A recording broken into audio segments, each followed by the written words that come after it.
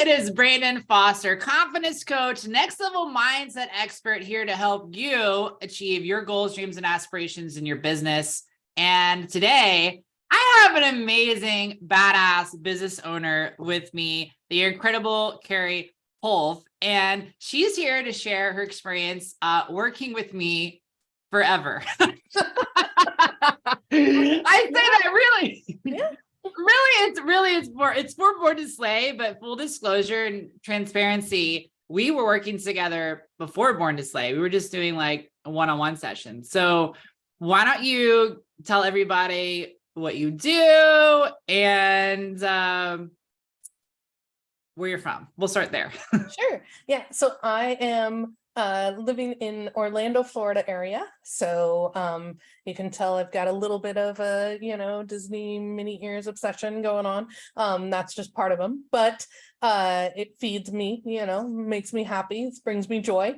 I am both a travel agent myself, and I help travel agency owners create optimizations and, back ends and automation that helps them do what they really enjoy doing versus some of the mundane back end work. So, doing some of the technical consultation stuff.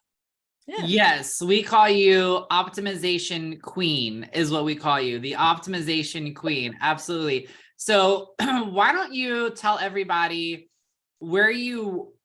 I think we need to ask a different question here. Why don't you tell everybody why you started working me to begin with your mindset, and then we'll go to like how we arrived at Born to Slay together. But just start there. Where were you before you started working with me on your mindset?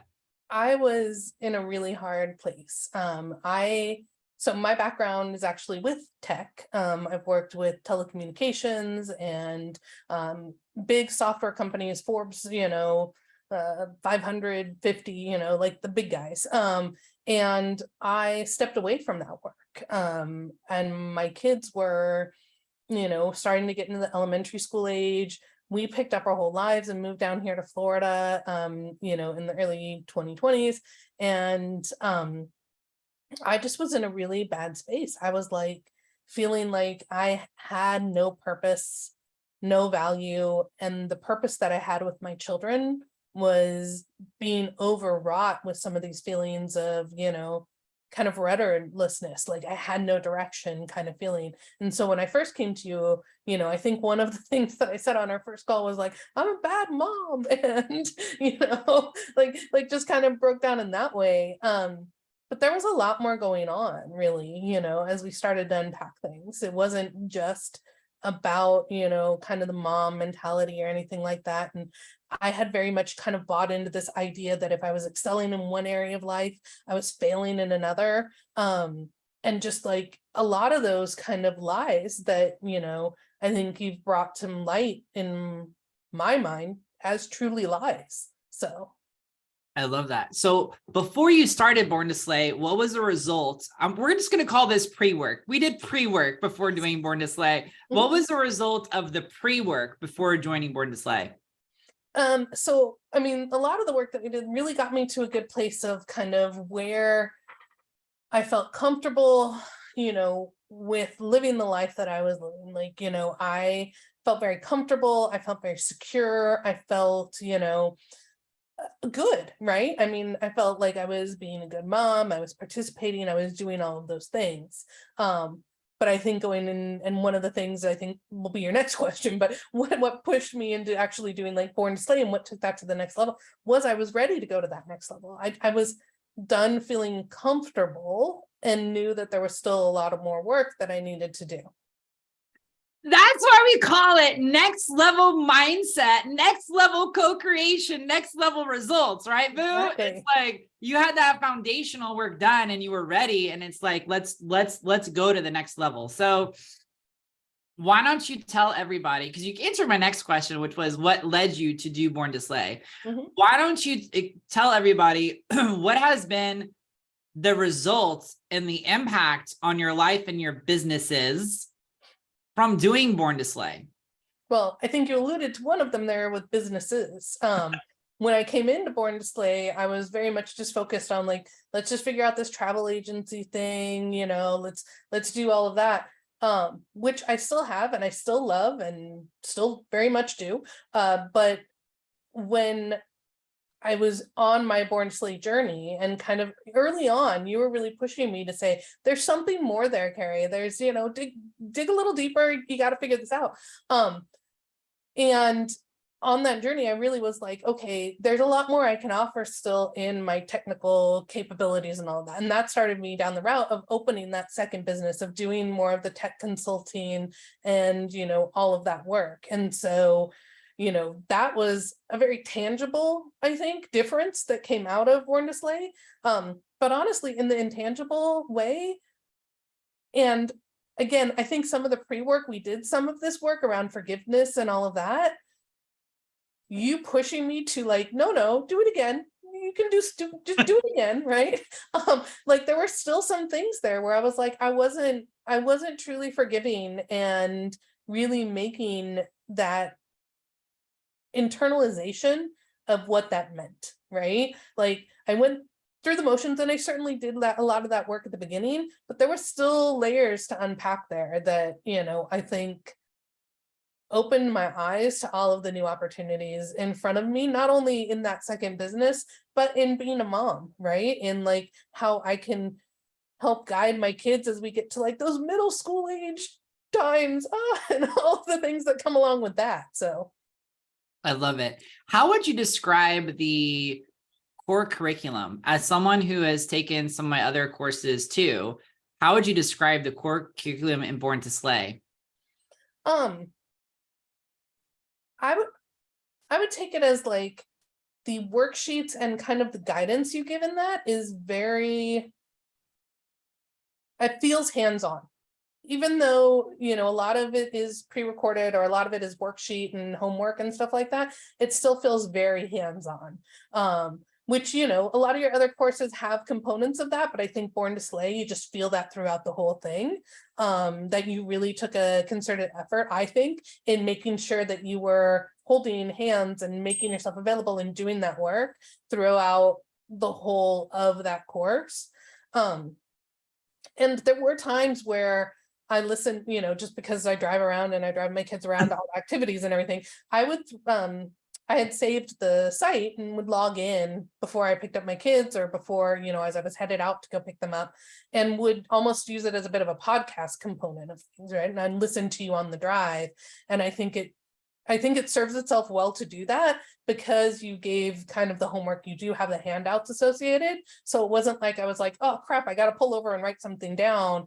I knew I could come back to those handouts and still like, work through what I needed to work through after listening to kind of your guided effort. So yeah. I love it. What were your favorite like modules or pieces of content in there that you're like, like this like really helped me? I mean, I've already alluded to the, very beginning of the forgiveness, right? Like, which is, right or wrong, I come from a Catholic upbringing and all of that. So, kind of that built-in shame and all of that, kind of carried forward. So that was a big component. But I think the one that I kind of tried to gloss over, honestly, because I thought we had already done this work. But then you were like, did you do this? Did you do this? Go back and do it. Was the integration and like personal affirmation work. Really taking the time to understand the whole, we do have affirmations, and building that into more of my day-to-day, and, really just trying to carve out the time. I think you and I've talked about it before where I was not journaling at night, or just even really, putting those down at night and I was like, oh, I'll do it in the morning. It's part of my morning checklist. And you really pushed me to do it at night. And I pushed it back to like kind of after dinner time, because that's when I have breath. And, by the time I put the kids to bed, I'm like, yeah, I'm going to bed. So I'm done with the day. I go to bed early. But I went and did all of that, and having done that and starting to do that, like I habitually do that now. Like even I went on a cruise and I still was doing that, even though the whole day was just like enjoy cruise, as my to do for the day. But it still pushed me to think, to really push out those affirmations of what my cruise self's be, do, have was going to be. So I love that you were setting your intentions. You were deciding what gets to be true for you. I think that's one of the most underscored pieces of true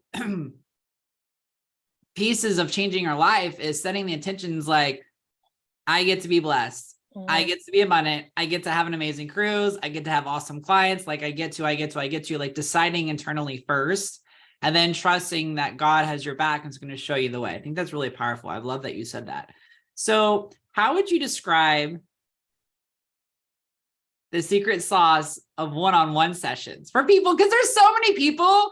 Here's why I asked this question, Kerry, because there's so many people who binge me on my podcast. They binge me on YouTube. They've maybe done a digital course, and they've maybe done 1 or 2 group calls with me, but like, they've never had like me one-on-one. So how would you describe that? Intense, but like in a good way, right? I'm gonna equate it to something that you and I both know, velocicoaster at Universal is, and if you haven't seen it, go look up the roller coaster.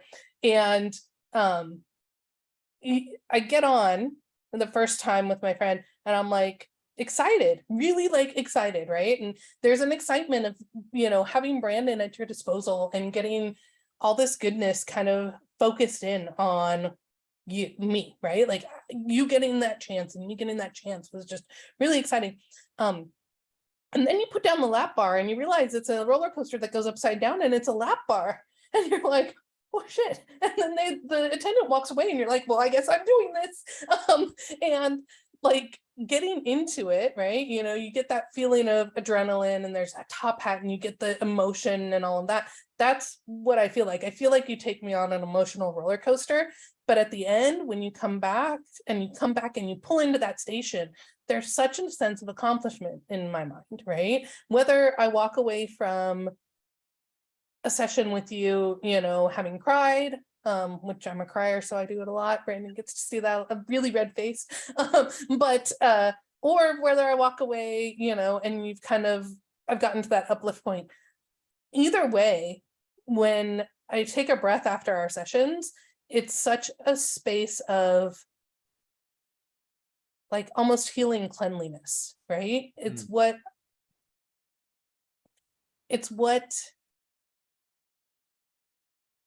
like, I believe kind of that true meditation point comes to be, right?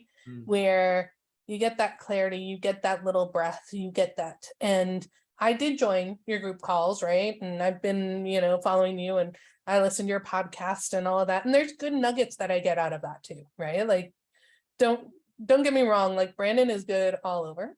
But when you get Brandon like in a very focused amuse-bouche, as it were, to you, like that early taste, it takes it to a whole new level, right? You just get that extra focus. And I don't think I would have gotten to the place I'm in had I not invested in both the pre-work, Born to Slay, you know, and kind of continued work with you. So I love that. I appreciate that. Now we get to talk about your biggest wins. What have been your biggest wins since doing Born to Slay?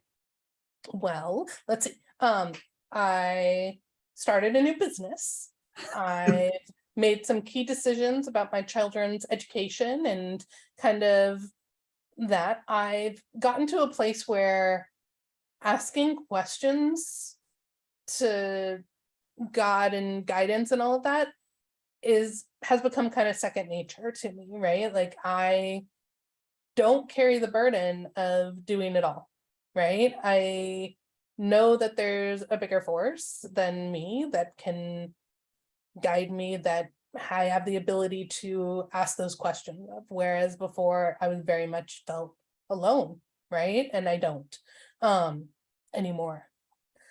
And like, another kind of pseudo win is I'm starting to show up, right? And what I mean by showing up is, like, I am very much an introvert.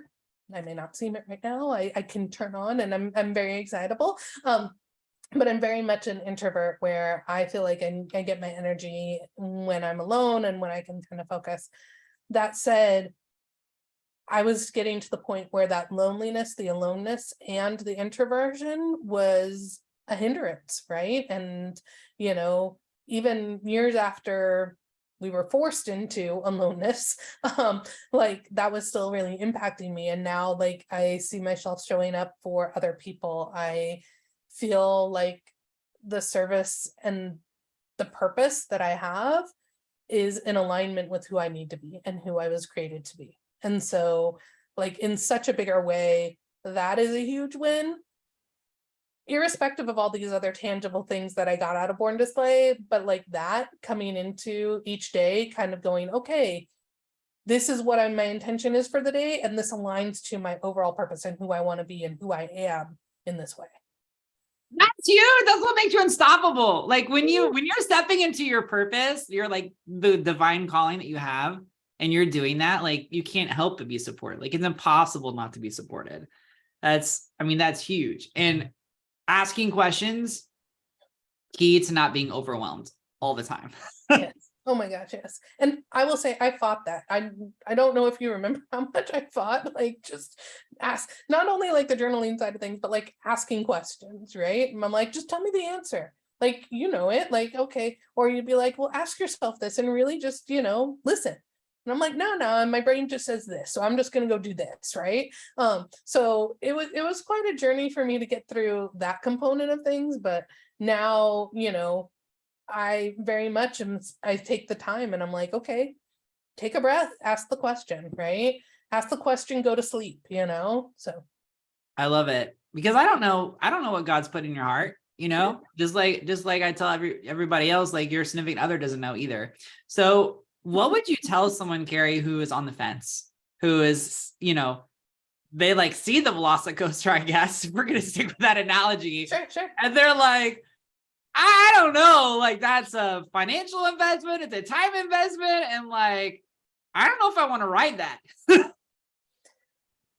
I would say, don't look at the velocicoaster, don't look at the journey as components of itself, right? Like, don't look at the financial, don't look at that, look at it as the whole. And I would really challenge anybody to say, look at what you could be on the other side. If you are sitting here, in line, looking at the opportunity that Born to Slay brings to you, imagine, just take a moment and imagine what and who and how you could be on the other side of things, right? It is a worthwhile investment in yourself that honestly permeates and like comes out from you to other people. I talk about being a mother and the whole middle school thing, but like just in talking to my kids and telling them, giving them the opportunity to ask questions. I think we as parents want to have solutions for our children a lot of the times, but I am consciously now trying to get to the point where I'm asking them questions and then also prompting them to ask themselves questions, to ask, in general, ask God questions, about the hows and the whys and things like that to move themselves forward so that they don't feel alone. I don't want them to ever get to that point, but I also want them to know that if they are ever at that point of the, kind of lonely beat down components, that there are ways out of it. And so it's not only something that is an investment in you, it's an investment in, honestly, those around you, which I think as at least a mother, that is a big component of what came out of Born to Slay. I love it. Thank you so much for your time today, Kerry. I appreciate you so much for taking a heartfelt approach to shine a light on your own journey, and so other people can be encouraged to go on their journey as well. So thank you for that. You're welcome. Thank you for the time you spent in building this out and giving to all of us.